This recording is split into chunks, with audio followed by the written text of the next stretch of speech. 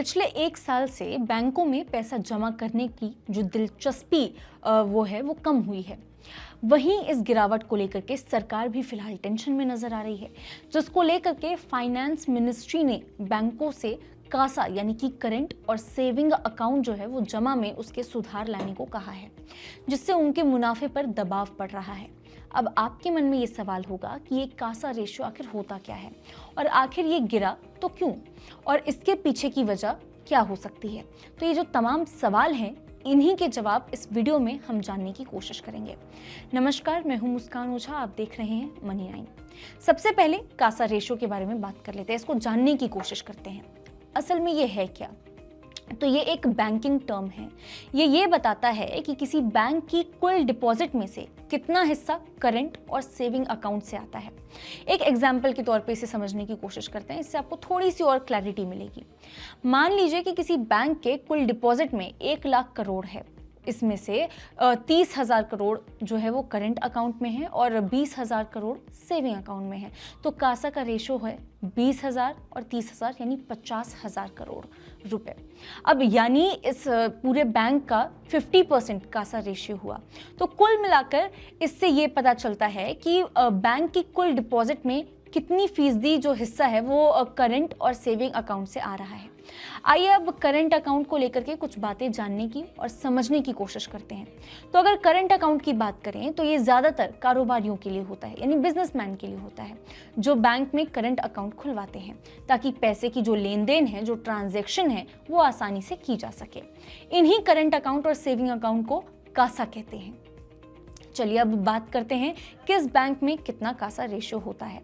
अगर बात करें देश के सबसे बड़े बैंक की, एसबीआई की, यानी तो एसबीआई के जो कासा रेशियो है वो जून क्वार्टर में इसका जो कासा रेशियो है वो घट करके 39.36% हो गया था, जो पिछले साल जून क्वार्टर में 40.70% था। इसी तरह बैंक ऑफ बड़ौदा की अगर हम बात कर ले तो कासा रेशियो भी जून क्वार्टर में घटकर 39.33% हो गया है, जिसको लेकर के एक्सपर्ट्स की अलग अलग जो रिएक्शंस है, अलग अलग प्रतिक्रिया है, वो सामने आ रही है। एक्सपर्ट्स का ऐसा मानना है कि कासा डिपॉजिट में सुधार से बैंकों को लोन देने में मदद मिलेगी। इसके साथ ही पब्लिक सेक्टर के बैंकों से एग्रीकल्चर सेक्टर के साथ साथ नौकरी पैदा करने वाले एमएसएमईज को लोन देने में ग्रोथ करने का रिक्वेस्ट किया जाएगा। ये रिक्वेस्ट की प्रोसेस शुरू होगी। वही फाइनेंस मिनिस्ट्री ने एग्रीकल्चर एमएसएमई सेक्टर को लोन देने को कहा है, क्योंकि एग्रीकल्चर सेक्टर के बाद एमएसएमईज दूसरा सबसे बड़ा एम्प्लॉयमेंट देने वाला सेक्टर बन चुका है। अब जो सबसे बड़ा सवाल उठता है वो ये है कि बैंकों में आखिर डिपॉजिट कम क्यों हो रहा है। क्या लोग जो है वो डिपॉजिट पैसा इन्वेस्ट नहीं कर रहे हैं या नहीं करना चाहते हैं? तो इसके पीछे की जो वजह है, अगर सबसे बड़ी वजह की बात की जाए तो इन्वेस्टर्स एफडी के अलावा बाकी इन्वेस्टमेंट ऑप्शंस में भी अपना पैसा इन्वेस्ट कर रहे हैं, जिनमें उनको ज़्यादा अच्छा खासा रिटर्न मिल रहा है, वो अपना फ़ायदा देख रहे हैं। और इसमें सबसे बड़ा जो नाम आता है वो है एमएफ यानी कि म्यूचुअल फंड्स का। इसे अगर एक एग्जाम्पल के तौर पे हम समझते हैं तो अगर इन्वेस्टर्स के पास कुछ पैसे हैं, मान लीजिए कि 5 लाख रुपए हैं, तो निवेशक एफडी के लिए 2 लाख रुपए ही ज़रूरी समझते हैं। बाकी जो 3 लाख रुपए है वो म्यूचुअल फंड्स या पीपीएफ या फिर कॉरपोरेटिव जो बॉन्ड्स होते हैं उसमें इन्वेस्ट करने के लिए ज़्यादा दिलचस्पी दिखा रहे हैं, ज़्यादा इस चीज़ के हित में है वो, जिससे उनको सेफ्टी के साथ ग्रोथ भी मिलने की उम्मीद है। इसी होप में वो यहाँ पे इन्वेस्ट करना चाहते हैं।